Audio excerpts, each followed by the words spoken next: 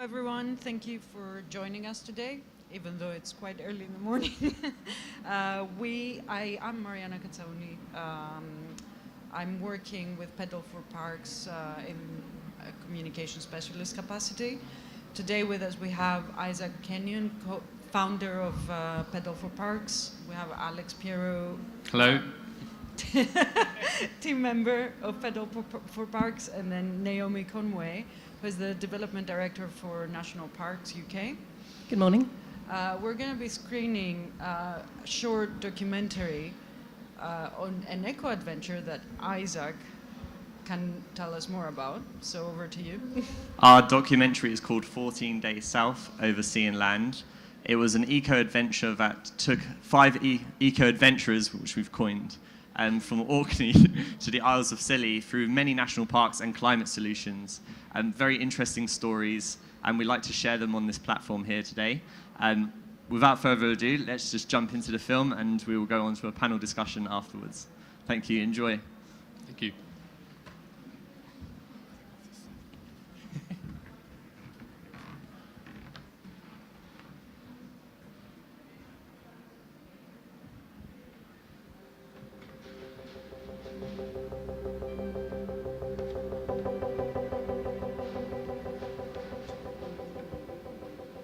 The UK was a green, fertile and biodiverse land in the past. 80% of our forests have been removed by humans in the last 100 years to be replaced with densely populated urban areas and the agricultural fields and pastures that support them. I'm head of the International Nature Campaign for COP26, and this includes our crucial work to protect the planet's biodiversity and of course those precious carbon sinks such as tropical forests around the world. Nature is just so fundamental to include in COP26. I think for so long it's been overdue to actually sort of tackle the issues of climate change and nature and biodiversity loss together. Because actually you can achieve so much more when you actually combine that agenda. So for COP26 we are putting so much work into tackling tropical forest loss, for example, recognising that about 80% of tropical forest loss is driven by commodity trade. As a UK, we only represent around sort of 1% of global emissions. But of course, we are the hosts of COP26 and we need to be leading by example. And nature in the UK, we're not the most biodiverse, rich landscape. We are probably one of the worst in the world. It is, quite shocking, the destruction which we have sort of wreaked on our own landscape. So for me, this is around credibility. How can we encourage other countries to protect their nature? When we've cut down forests and got richer hundreds of years ago, we need to now be restoring nature, protecting it, rewilding. We originally came up with the idea a couple of years ago, a group of friends and I. We had a shared passion for the natural environment. We really wanted to do something that would protect the planet. From there, that was the start really. An amazing team come together of like-minded people on an educational journey, and that's what's led us to here. We wanted to answer the following question: how can green spaces be restored at scale? In search of climate solutions, we cycled an unusual route over both land and sea, from Orkney to the Isles of Scilly, exploring many of the UK's national parks and environmental projects.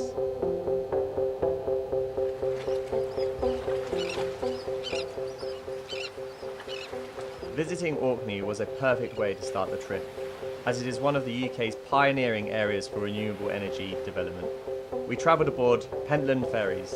When docked, their ferry is entirely powered by a wind turbine.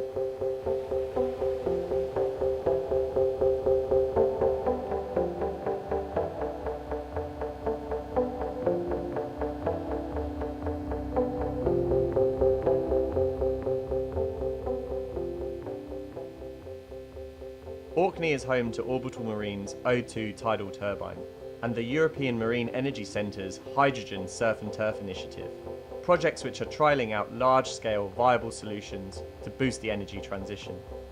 Experts taught us that the answer isn't going to come from a single form of energy supplying us in the future, but instead a diverse mix of renewable energy types. Today was prep day.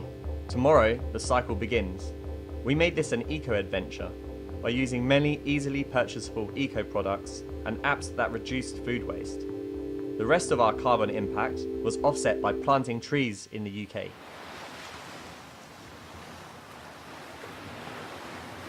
Just at the top of Orkney Islands in the northwest part, I'm just going to grab a rock right at the start line and I'm going to carry it on my bike all the way to the Isles of Scilly and drop it off on the other side. We're going to fill this water bottle up with water from the Orkney Islands and then take it with us all the way to the Isles of Scilly. Let's go. Alex Pierrot, Sam Montgomery, Lucas Heitzman, Alex Egan and I are on an exploratory journey which we hope will inspire others to support and get involved in the climate solution projects themselves.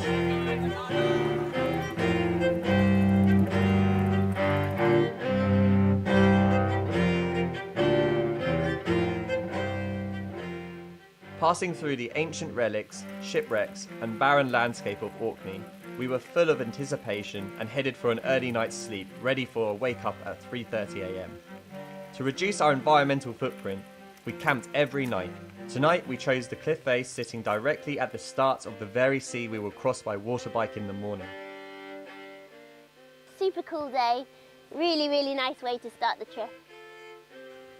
Part one of the journey's done. We just cycled through the Orkney Islands, bit of undulating. One of the things that we noticed was it was just full of agricultural fields. And right at the end, we just went past Olav's Wood, which is one of the last remaining woodlands in the whole of the Orkney Islands. It was less, like, in terms of space that it took on the Orkney, it was less than a fingerprint, probably 0.001% of land. Orkney Islands historically used to be covered in woodland, and most of it has all just been chopped down just to supply, humans for heat and for building supplies, and now it's almost irreversible. And there's not much left, and it was just quite shocking to see this tiny little bit of woodland. I thought it was a lot bigger when I saw it on the satellite image, but it wasn't. It was really small. Superb day. What a day. It's an absolutely extraordinary place, isn't it?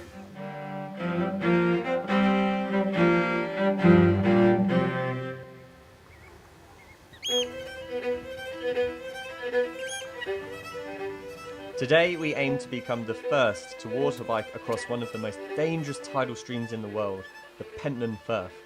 Hamish, a local sea dog, was hopefully going to guide us past the many eddies and whirlpools to avoid. Off to mainland Scotland, here we go. You're going to go that way. It's quite cool out here, I like it. We got our support vehicle over there. Yeah, it's real peaceful. Currently, we're just in our shift patterns of 15 minutes and then we change over as we go across the Pentland Firth. We've just now done our first change over here.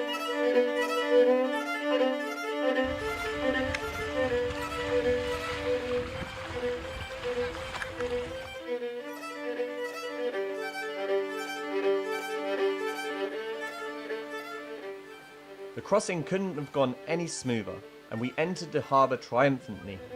Hamish said we were given the weather from the sea gods. He had never seen conditions like this in all his time fishing these waters.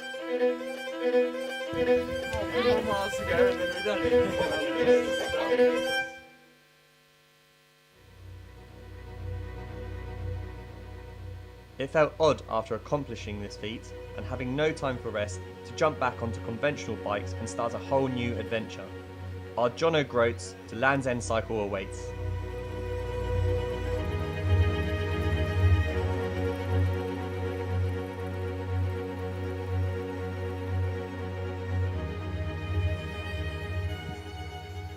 Wildlife really made the adventure come alive. At Dunet's Head, we were all treated to a large flock of enigmatic puffins.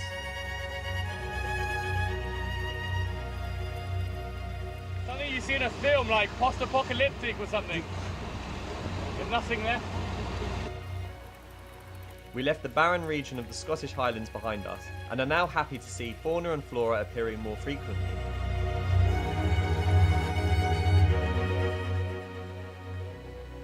Just past the Moray Firth, went past a load of oil rigs just now. It's quite amazing how big and scalable they are. They're quite old and it looks like there's a lot going on in the future, like the wind farms that we passed through earlier.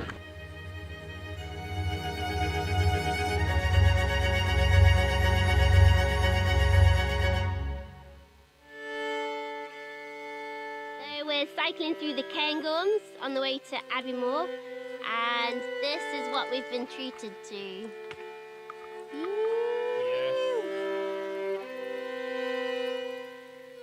The Cairngorms National Park is strikingly expansive and wild. We wondered how increasing tourism each year, one of the main economic drivers of Scotland, affects parks like this one. I discussed the issue with Park Ranger Alan and learnt about the growth of ecotourism as a way of minimising the impact of human activity on these precious spaces. This is personally my favourite national park, and it's also one of the biggest expansive woodland parks I've seen. But I wanted to ask you a few questions on what is it like balancing this beautiful natural scenery with a growing population that is in a pandemic and a staycation and a lot of people coming in. Yeah, I mean, it's one of the things we're very keen on is encouraging people to come to the national parks. So I think, you know, a number of us were sort of caught on the hop last year with the whole staycation thing, and suddenly there's a huge influx of visitors to the national parks. And one of the things that did was really sort of show where the weak spots were in terms of how we provide for visitors and how we manage their experience. You know, so we want people to come here and have a really good time. So what we've got to make sure of is that when they arrive, they feel welcome, they know where they can go, they know what they can do, and they're not going to cause any difficulties. So that's what we're trying to do at the moment. So there's been a huge amount of work has gone on over the winter, right across the Highlands in Scotland and also in the Cairngorms here, to sort of improve facilities for visitors arriving.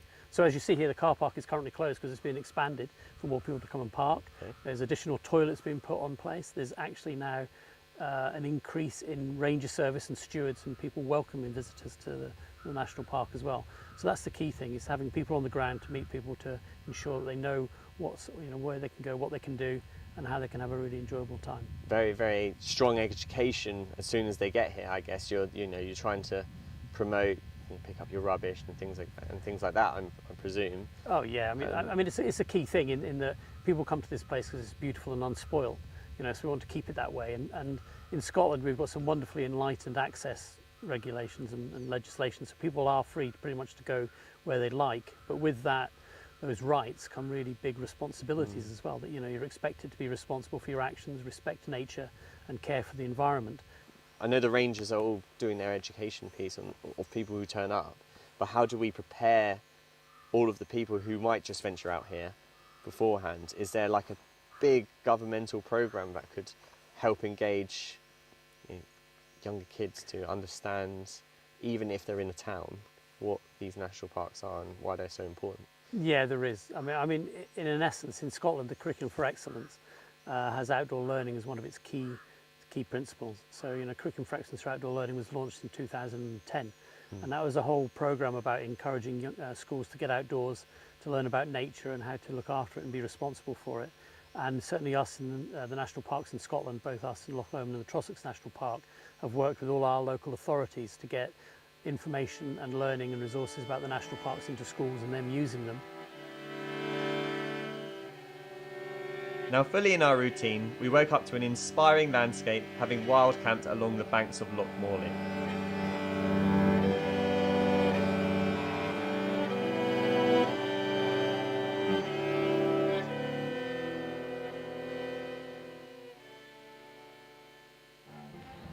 Day 4 out of parks, just about head on to the gravel. We're just trying to find the route. Looks like we might have to do a little bit of negotiating the bikes over a river, so it could get interesting. Sort of straight off the track a little bit. Team's given to walk in instead of riding because it's basically a swamp.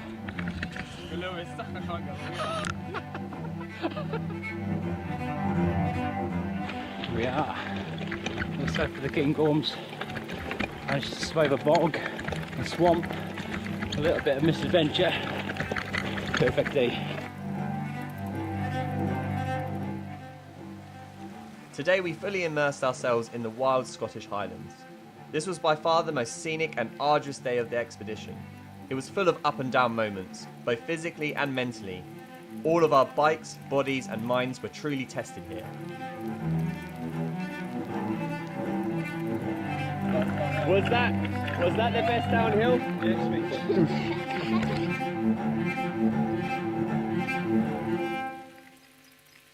At Glen Finglas, in Loch Lomond and the Trossachs National Park, Lucas and I caught up with Hamish of the Woodland Trust. Yeah, it's a drumming bench. Earlier you spoke about there's a natural progression of different environments from the base of the valley up a hillside to the peatland bog. Could you describe that process? If you extend their ranges, if you give them the opportunity to expand themselves, then they will. Trees will grow by themselves if you can stop them being eaten, basically. By the problem here when we acquired the site was sheep. It was part of an enormous sheep farm. There were 5,000 sheep on the site when we bought it, so you can imagine the hillside behind us was completely grazed bare. There was not a tree on it apart from a few little remains of oaks and birches in the valleys. So what we did first of all was remove the sheep, and then we put a deer fence around the whole of the hillside. So we've got about 800 hectares in a deer fence there. As you go higher, the conditions get harsher. You really notice the difference of the altitude, and it gets a bit colder, a bit windier. The trees find it a bit harder to grow, but they still try. But they get a bit thinner as they go up, and there's more open space between them. And then it progresses right through some scrubby birches and some willows higher up until you get right to the top of the hill where it's open moorland and the smaller shrubs, the heathers and the bilberries and other dwarf species up there. So it's really lovely to have a hillside here, which you don't see very much in the UK, where you've got that amazing habitat progression from the dense woods at the bottom of the hill right through to the moorland at the top as a continuous progression of habitats. And as the habitat changes, it offers different opportunities for different types of wildlife, as well as things that live on the top that don't live at the bottom.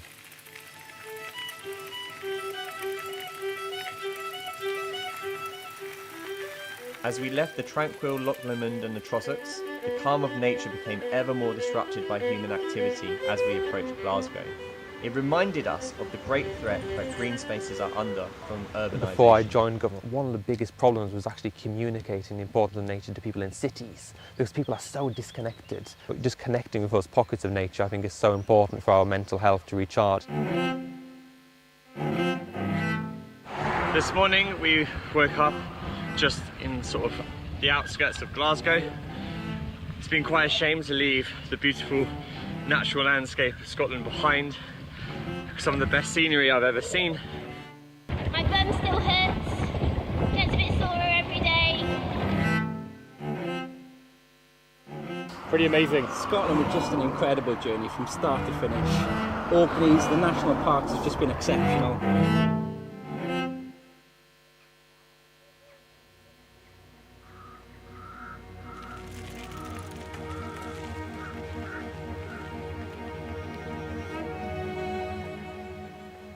Leaving urban landscapes behind us, we were thrilled to enter the world-famous Lake District National Park. The pace of green spaces disappearing made us wonder what the future holds. The two Alexes sat down with Gareth, an outdoor educator, to understand the importance of teaching youth to respect nature. There is no age limit to this crucial mindset change that will help reverse the damage to our environment. If you kind of feel connected to this natural environment and care for it, then you're going to want to make choices in your life that benefit it rather than hinder it, aren't you? So on that sort of emotional connection and why bother, you know, it's absolutely crucial. You know, the young people and the children kind of feel that. You know, what if we could scale this up? What if we could get every school kid an experience like this? It would be amazing. What would that mean for society, actually? Yeah, and well, I mean, it would mean so many things, I think.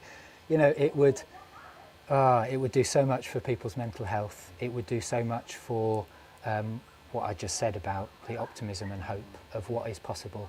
And if we can keep an idea and an eye on a vision of what is possible, not just with climate change, but what's possible in society.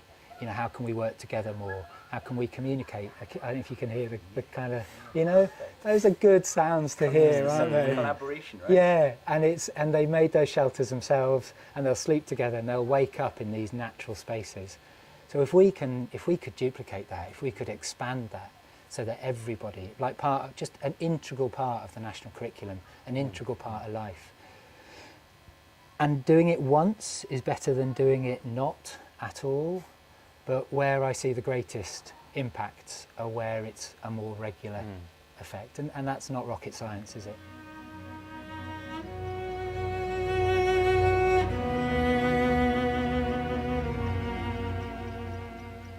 We wanted to dig deeper, so Sal spoke to Pete from Peak UK, about using sport as a way to achieve a similar outcome with youth.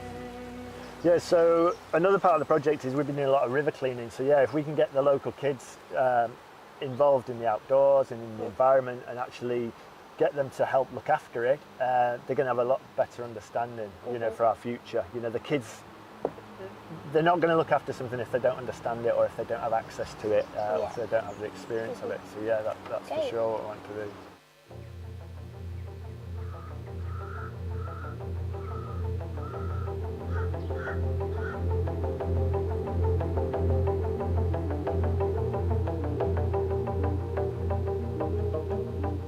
Just feel like we're over halfway now and that it's only going to get easier. There's a lot of hope.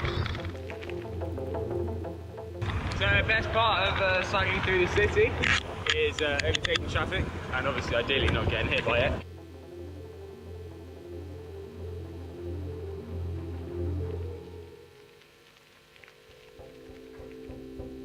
Having cycled past massive residential areas, we questioned how the relationship between city dwellers and nature can improve. In Shropshire, I spoke to Mike from Vectos about reimagining town planning around active travel. What we are trying to do now is have a whole new idea of designing towns so that the primary movement network, i.e. the way you get around, the main way you get around is by the active travel network, walking and cycling. So what I'd like to see when master planners design new settlements, don't show it in the context of roads, show it in the context of the active travel corridors, alongside which there may be roads. And we think that actually if you can design growth in that way, then you get a number of benefits. Firstly, you increase the amount of green space that is accessible to actual people. So country parks, places you can go for a walk, 10,000 step circuits, all of those sorts of things. Landscape-led new settlements. Now we're introducing things called mobility hubs, community hubs to these new settlements. They're places that are staffed by the community concierge for the community team. And that'll be places, for instance, where your Amazon parcel goes, micro consolidation centre, where you pick up your e-bike, your scooter, or your car share vehicle, for instance, where you might go for a cup of coffee. You might go there to work for a couple of hours. You might go there to start a wildlife walk or start a bike ride. It's that sort of centroid of the community that we're trying to design in. The consequence of that and the shared travel systems means that we're looking at probably reductions of about 30 to 40% in carbon emission compared to designing settlements in the old-fashioned ways, which of course has major benefit to climate. It also increases the interaction within the communities. Because we've got people operating at the pedestrian scale, you interact more. And that's not just good for physical health, obviously. It's actually very, very good for mental health.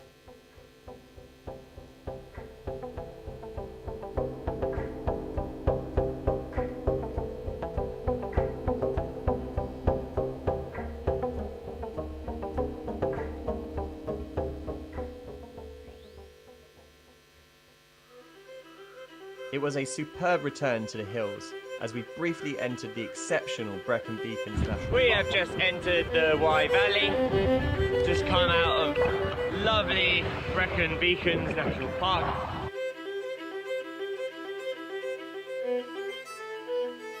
We're now leaving South Wales and we're heading back onto English turf.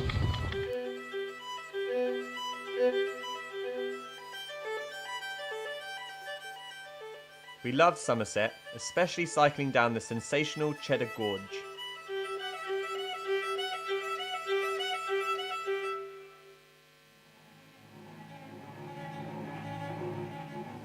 We ventured into the penultimate national park of our journey, the mysterious and foggy Exmoor.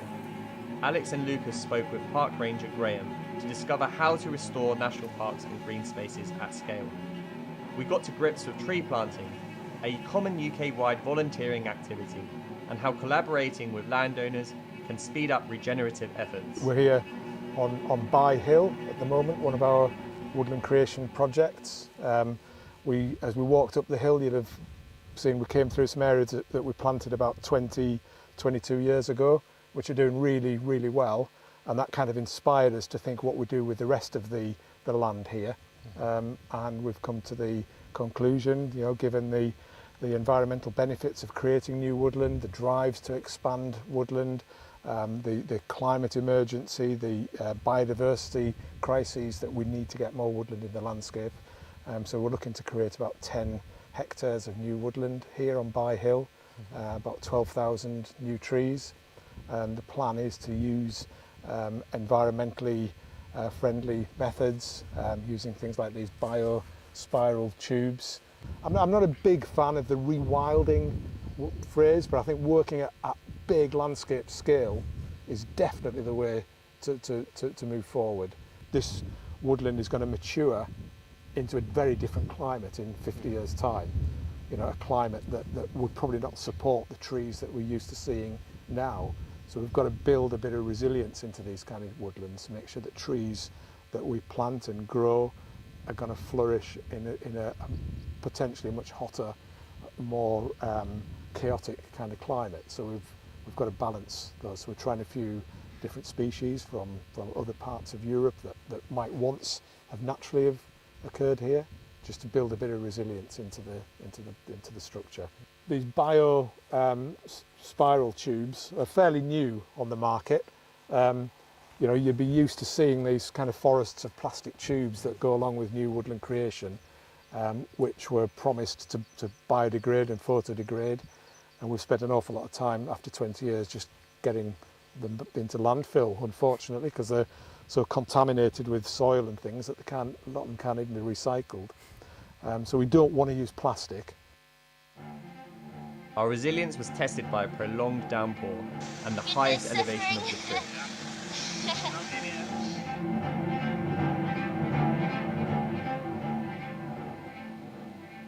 By the time we reached Cornwall, the constant rolling hills started to take their toll on our tired legs and minds.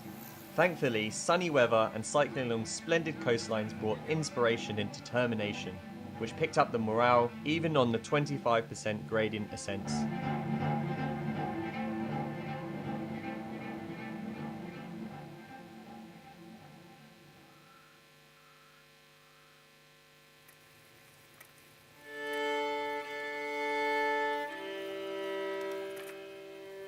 Ecstatically, we reached Lizard Point, the most southerly point of mainland UK.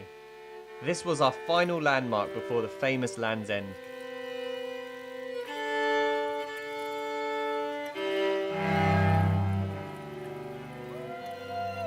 Most tourists here thought that Land's End is the end of the road, but we're not just a team of cyclists. We are pioneers who will go beyond conventional limits and cycle over water to the Isles of Scilly.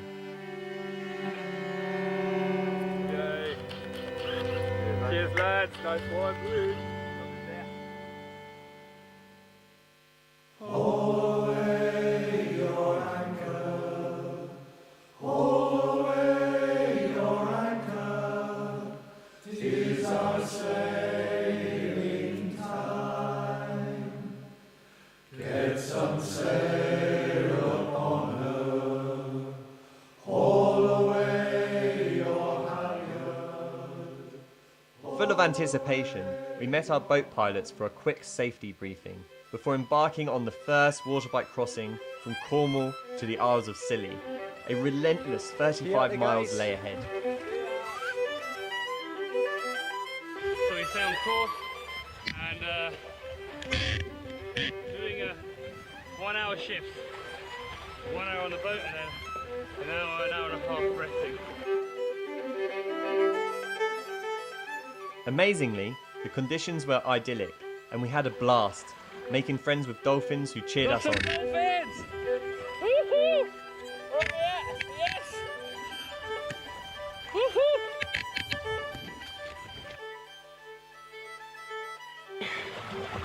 The sea is absolutely slick right now. Home stretch now. Isaac and I are going to bring it in. Here's Isaac just there. Start hearing the people on the beach now. Through the home stretch. Oh, careful with seaweed now. This is tricky. Uh-oh. Full of seaweed here, so we can't actually go through. Reaching the shores of the Isles of Scilly was surreal. We became the first to ever cycle from Orkney to the Isles of Scilly over sea and land. A wonderful moment. After cycling 1,121 miles and ascending over twice the height of Everest in 2 weeks, the journey was complete.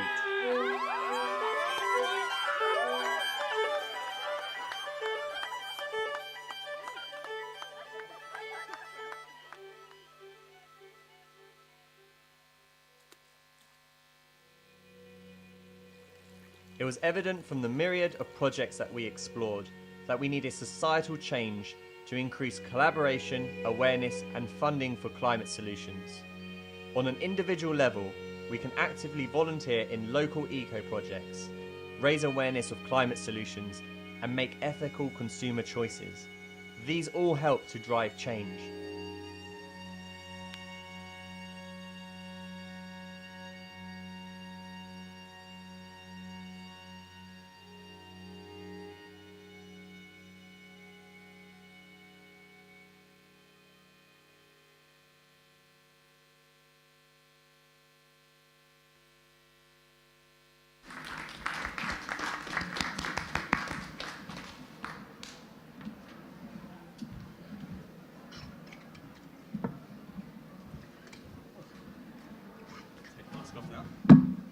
Quite an adventure. Slightly different setting here. So, Isaac, would you like to start by saying a few words? Yeah. It's a real pleasure to be here today with you all, sharing our climate solutions and story.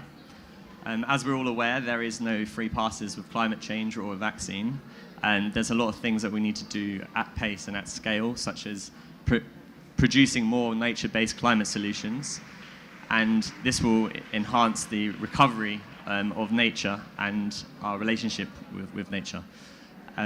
We took a different approach, a more adaptable new way of doing things with our adventure. We decided to make it as eco as possible. We were cycling, we swapped out products and things like this to make it as sustainable as possible, and the sole purpose of that was to highlight climate solutions for regeneration of national parks and green spaces, and that we called as an eco-adventure. And this is a sort of a behaviour change that we all undertook, and we think that a lot of people would need to sort of start thinking in this way, a societal behaviour change, if we're going to tackle climate change collectively at scale. So yeah, we'd like to sort of discuss a few points of some of the key learnings that we came across throughout the documentary. We interviewed 26 organisations, not all of them were in this film. We managed only to fit 6 in a half an hour, but there is a lot more behind the scenes that we got up to. It was a very busy cycle. So, okay, as a start, would you like to tell us a little bit about your experience? What are the 3 things that you learned about climate change in the UK after this adventure and speaking to all these people? I think one of the key things that we learned was that there was plenty of solutions, some from a large-scale, massive initiative, such as the European Marine Energy Centre up in Orkney, and there was a lot of smaller initiatives, grassroots level initiatives within the national parks. And I think one of the things that was really essential in making an impact was the combination of both at the same time, and people being engaged and working towards these projects, which allows them to scale up at pace. And it goes from two different levels, a very high level and a very small level, but they're both meeting the same agenda at the same time. So I think it's very important that we communicate and demonstrate the climate solutions happening from all scales so that the public can get involved at any scale, and that will drive the solutions faster. Alex, do you want to share? Yeah. The second biggest thing we learned from speaking to everyone on the trip is that finance is usually the biggest obstacle to scaling up all of the solutions. And to really implement them at scale, we need to start with national parks. They're the ideal testing grounds. They already have the structures in place, but they're still under threat almost as much as other spaces, and they need just more funding. So these, everything needs to be scaled up, like the European Marine Energy Centre, for example. And this is something the UK is actually very well placed, well qualified to do. So there's a lot of expertise financially in this country, of course, especially in the City of London, and both private and public funding. There's a lot of knowledge here that we need to put to good use to fund these climate solutions. And we're convinced, we've already doubled international climate finance to £11.6 billion for the next 5 years. And now we also need to back that up with strong domestic action, and mobilizing both public and private finance together to scale up these solutions will be a strong statement of intent from the UK that we're the forefront, we're leading, there's so much happening in this country, as we saw, and hopefully, it shows that it's economically feasible to support both the environment and growing the economy at the same time, which up until now have often been at loggerheads. So we hope showing this film and showing that there's so much going on can help, show that we can grow both, protect the environment and grow the economy, and have them work in tandem with each other. And final thing, Isaac, you wanted to add? Yeah, the final thing is sort of sharing the coherent story of commitments from a local and regional level allows for the public and everyone else to build respect and credibility around these solutions, which will then gain the support that's needed to make the changes. And films like this, although we've filmed quite rapidly through a lot of solutions, they share those solutions to the wider audience. And I think that really helps build the credibility that they need to really scale up. And then a lot of the places where we visited actually lacked quite a lot of education within climate adaptation and supply chain impacts. So plenty of places we were going didn't know what their supply chain impacts were.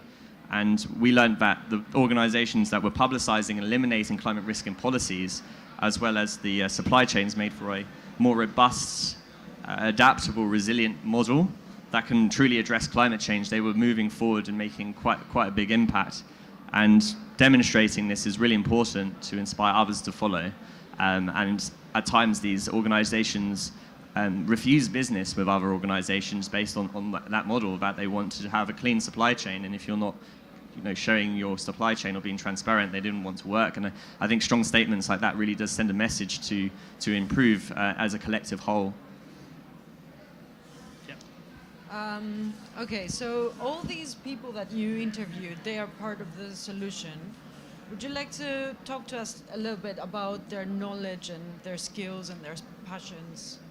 Yeah, I think that the main thing we noticed is that collaboration was really the strongest thing, which united all these projects together. All of them were part of the solution themselves. They all chose to work with businesses and organizations as well that had the same or similar sustainability outlook as well.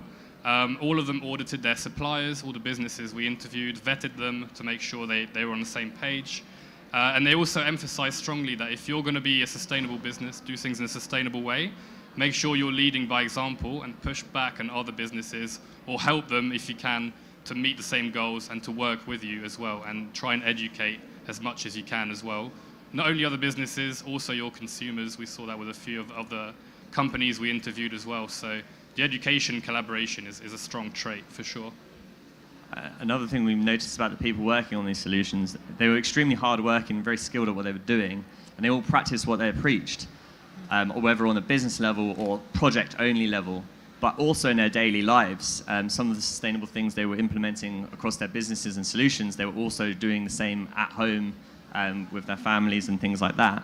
And this is just an example, sort of the scale of what an individual may need to do to address climate change collectively, is that we may have to sort of change sort of the behaviours we're doing as well. But that's a bigger question. Yeah, and finally, every project we saw was very keen on raising the country's ambitions and actions so that they can scale up their efforts and nationwide efforts. As in the UK, we're president of the COP, we're expected to walk the walk, as I said before, and have the utmost credibility by being on track with our own goals. We're recognized globally as one of the leaders in tackling climate change and reducing emissions, while still growing the economy, but there's still a lot to do. We're the first major economy to commit to a net zero target by 2050 in law, which is also setting a strong example to others. We still need to scale up a lot of what we do in the country and grow our expertise in nature-based solutions. And hopefully this inspires other countries to come forward with enhance ambitions of their own, better technology, lower costs, and a lot more solution sharing as well. Again, that keyword collaboration is really what's key to driving all of this. Okay, thank you both for sharing your reflections. Of course, this is specifically all about national parks and raising awareness of their net zero with nature strategy. So if we can move on to that.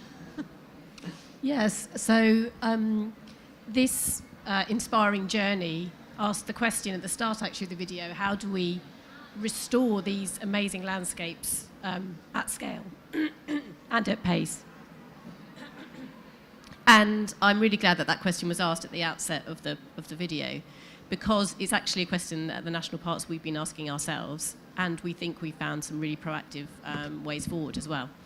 The national parks cover 10% of the UK's landmass, so we've got a lot of sort of collective power and influence, and we represent a whole range of landscapes in all three nations. And we also contain 24% of the UK's peatland, and I think a lot of you will know that peatland has a huge role to play when it comes to restoration, which can actually help to absorb huge amounts of, stop the emissions of CO2 and then absorb it as it gets healthier. So this, Isaac and his team and their inspiring journey has helped us to talk about our Net Zero with Nature strategy at the national parks, which is all about putting these national landscapes at the heart of the fight against climate change and the biodiversity crisis. The two do come hand in hand, as we know, and that's why we're here in the UN Climate Change Pavilion today. What's really exciting is that as this team has been planning and then executing their journey, the parks have also been coming together and worked in a collaboration that was announced just last month with a company called Palladium, who are a global impact company. And together with parks experts and Palladium experts, we've created an initiative called Revere, which has an ambition to raise at least £240 million of private finance to restore national park landscapes, but eventually all landscapes, but we're starting with national parks as a place to focus. We know that the private sector has a huge role to play. Public funding is really important, and the UK has taken a really leading role in this respect, quite rightly. And the private sector, we know from talking to hundreds of companies in the last year, are very keen to get involved. But we need a blend of public and private together. The great news is that Revere has already had about £2 million of pledged support from the private sector and some government grants from Scottish and English government to start 7 pilot projects restoring nature across the UK. So we do think that we're being really proactive in the parks in finding a solution to keeping these incredible spaces that we've seen healthy, restoring them, making them more biodiverse, like we saw in Exmoor, more temperate rainforests in Exmoor, more woodland. So thank you to Pedal for Parks for shining a light on the job that needs to be done and doing it in an inspiring and engaging way. It's really wonderful to see, and it's great to have you on our side. Thank you. If you don't have anything to add, I'm conscious of time, and we can, if anyone has any questions, we can go around. It's all about knowledge sharing.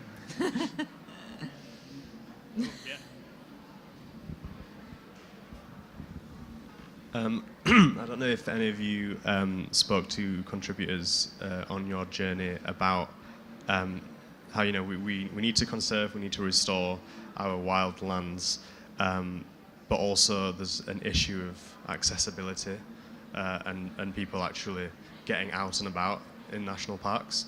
How do you see that balance playing out? Yeah.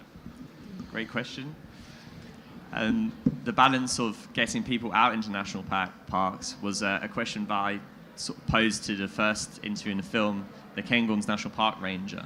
And he said it's very important that we do get people into national parks so they can actually appreciate and understand why they're important. Otherwise, they might venture without much education and then not really take in why this national park needs to be protected. So I think as a future solution, one of the things that he proposed was educating at a very young level, maybe part of the curriculum, and taking children and or people who are not maybe aware of what the parks are and going on programs into these parks or even at school to understand why do we need peatland bogs? Why do we need trees? What does that mean for net zero long-term initiatives and goals? And then they will have a greater appreciation and understanding of why maybe not trashing the place and things like this is really important. So I think an education piece is probably the solution there, and maybe a big scaled up curriculum across the whole UK. And maybe we can even do that around the world for other national parks, not just UK as well. Thank you. Any other questions, anyone? No. Any final remarks from Just any of you? thank you very much for allowing us to share our story. Very similar goal to the COP26 conference, sharing real life world action and trying to engage stakeholders with some of these projects which can allow them to reach the measures for energy transition and growing nature-based solutions to help national parks. Thank you all for having us. Thank you all. Yeah, take care. Thank all. you for joining. Thank you. Thanks.